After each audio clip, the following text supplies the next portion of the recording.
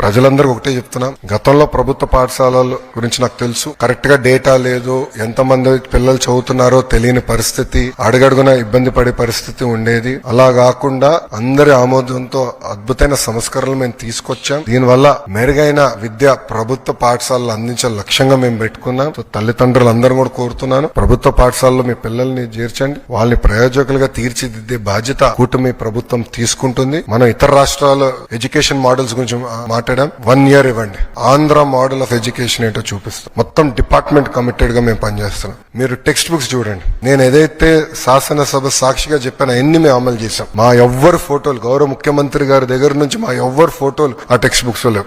No forwards ఏమి లేవు. Bag బరువు తగ్గించదని కూడా ఏకంగా అన్ని సబ్జెక్ట్స్ కలిపి ఎప్పుడు ఏ సబ్జెక్ట్ అందించాలో అట్లా అందిస్తున్నాం. సో ఎక్కువ బ్యాగ్ బరువు కూడా ఉండకూడదు. అట్లా చాలా సీరియస్ గా ఆలోచించి సంస్కరణలు తీసుకొచ్చాం. అందుకే ప్రజలందరూ కూడా కోరుతున్నా, మీ పిల్లల్ని ప్రభుత్వ పాఠశాలలో చేర్పించాలని నేను సభాముఖంగా కోరుతాం జరుగుతుంది.